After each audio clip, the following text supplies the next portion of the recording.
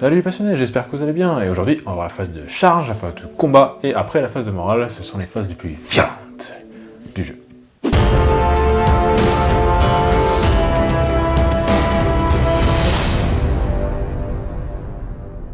Alors maintenant qu'on a bougé, fait des pouvoirs psychiques et tiré, il est temps de passer à la phase de charge où on va courir vers l'ennemi en beuglant comme des pingouins. Alors il faut bien faire attention à la phase. Encore une fois, quand la phase est terminée, on n'y revient plus, et donc si vous oubliez de charger une unité et que vous commencez à taper avec une autre, cette unité où vous aurez oublié de charger, ça sera trop tard. Il faut faire attention et faire la phase précautionneusement. Donc en phase de charge, vous allez désigner une unité qui est à portée de charge d'une unité ennemie. On ne peut déclarer en charge que des unités à 12 pouces ou moins. Donc vous sélectionnez votre unité qui va charger, vous sélectionnez la cible de la charge et vous la déclarez en charge. À ce moment, l'unité qui se fait charger peut, si elle possède des armes de tir, tirer pour sa vie, et on appelle ça les tirs en état d'alerte. Les tirs en état d'alerte fonctionnent exactement comme des tirs normaux, à ceci près qu'ils ne toucheront que sur des 6, peu importe la capacité de tir de la figurine, ou les modificateurs. Notez que ça sous-entend ligne de vue sur l'unité assaillante, ce qui peut donner certains cas où l'infanterie par exemple, qui peut traverser les murs et les ruines, peut vous charger sans vous voir, mais vous ne pouvez pas tirer dessus car vous ne la voyez pas. Haha, c'est la vie. Enfin, après avoir retiré les pertes éventuelles suite au tir en état d'alerte, mesurez la distance qui sépare les deux figurines les plus proches des deux unités et jetez 2 dés pour savoir si vous allez arriver à 1 pouce ou moins de la figurine ennemie de l'unité que vous voulez charger la plus proche. Les 2 dés que vous allez jeter donnent la distance de charge que votre unité peut parcourir. Par exemple, si vous êtes à 6,5 pouces et que vous faites 6 au jet, c'est bon. Votre figurine la plus proche sera à 0,5 pouces de l'unité ciblée. Si le résultat est inférieur, l'unité ne bouge pas et vous pouvez passer à une autre unité. Par phase de charge, on ne peut tenter une charge qu'une seule fois par unité. Notez qu'à Warhammer 40 000, les distances se mesurent toujours depuis le socle, sauf pour certains véhicules, mais dans ce cas-là, c'est précisé dans leur fiche technique. Et donc si votre jet de charge vous permet, en termes de distance, d'arriver théoriquement à 1 pouce ou moins de la figurine par rapport socle à socle, mais que votre figurine physiquement ne peut pas être placée, ce n'est pas bon. Dans ce cas-là, la charge rate et la figurine ne bouge pas. Cela s'applique également sur certaines règles. Si par exemple un Dreadnought voudrait charger des figurines à l'étage et qui physiquement pourrait être posé à l'étage, comme il n'a pas le mot-clé infanterie, nuée, vol ou bête, il ne peut pas monter à l'étage. La charge est donc impossible et ratera obligatoirement. À la fin de votre phase de charge, votre adversaire, s'il a des personnages qui sont à 3 pouces ou moins d'une unité ennemie, donc une unité à vous, il peut déclarer ce qu'on appelle une intervention héroïque.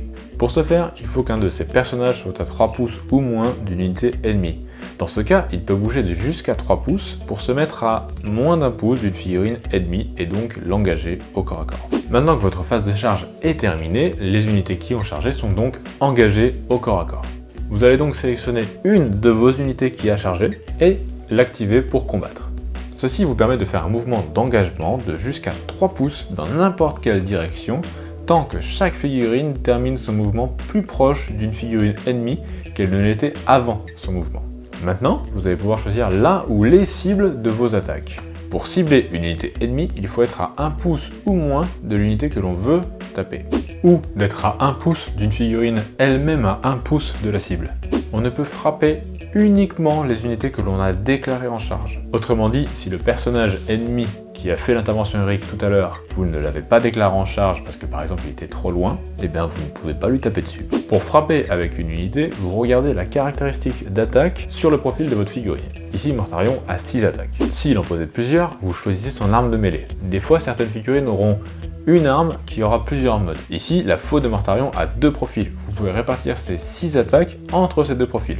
Ainsi, par exemple, vous pourrez faire 9 attaques de ce mode fauchage et 3 attaques plus fortes pour casser un gros truc. Après, vous résolvez chaque attaque exactement comme en phase de tir, à ceci près que vous allez regarder la capacité de combat, la CC, au lieu de la capacité de tir, la CT. Ça vous donnera la valeur à laquelle elle doit toucher. Ici, Mortarion, par exemple, touche sur 2+. Comme pour les armes de tir, certaines armes de mêlée ont des règles spéciales ou des effets qui s'appliquent, et il faut bien évidemment les appliquer. Ici par exemple, Mortarion a la règle spéciale Arme de la Peste qui permet de relancer les jets de blessure de 1. Vous effectuez donc vos jets pour toucher, vos jets pour blesser. Rappelez-vous que quand il s'agit de la force, s'il y est écrit utile pour l'arme, ça veut dire utilisateur, vous vous référez directement à la fiche technique de la figurine. S'il est écrit +2 ou x2, vous additionnez ou multipliez directement la valeur qu'il faut à la force de votre figurine sur sa fiche technique. Une fois que vous avez blessé, votre adversaire effectue ses jets de sauvegarde et s'il rate, vous effectuez les dégâts exactement comme en phase de tir. Après avoir retiré les pertes de l'unité que vous avez frappée, vous sélectionnez une autre unité qui a chargé et vous recommencez ainsi de suite jusqu'à ce que toutes les unités qui aient chargé aient combattu, car les unités qui ont chargé à ce tour combattent toujours en premier. Après, vous passez aux unités qui sont toujours au corps à corps, donc sous-entendu qui étaient au corps à corps au tour d'avant et où aucun vainqueur n'a été désigné, donc elles sont toujours au corps à corps. Et à ce moment-là, vous activez d'abord pour le joueur dont c'est le tour une unité, puis l'adversaire, et ainsi de suite, jusqu'à ce que toutes les unités aient frappé. Ici par exemple, Mortarion a chargé ce Dread Knight et tape donc en premier.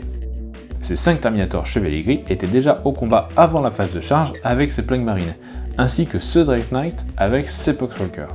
Je vais donc choisir une des deux unités à moi, parce que c'est mon tour, pour activer et taper en premier avec, puis ce sera à mon adversaire, je choisirai ensuite une autre unité et il fera de même.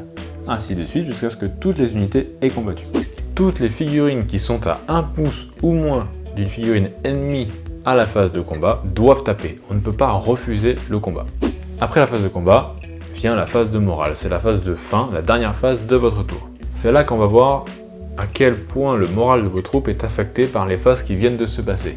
Effectivement, si des collègues de votre unité se sont fait cramer sous leurs yeux, que d'autres ont pris une balle en pleine tête et que les derniers se sont fait écraser par un énorme marteau, il est possible qu'ils aient un peu peur et qu'ils s'enfuient. Pour la phase de morale, on commence par le joueur dont c'est le tour, et il devra pour chaque unité qui a perdu au moins une figurine, jeter un des 6, y ajouter le nombre de morts, comparer ce résultat à la valeur de commandement. Si le résultat est égal ou inférieur, le test est réussi. S'il est supérieur, le test est raté. Et autant de figurines que la différence fuiront. Par exemple, ces 9 drones de Nurgle ont perdu 5 figurines, je jette un dé, je fais 8, c'est donc un point de plus que leur valeur de commandement de 7, il y a donc une figurine qui fuit.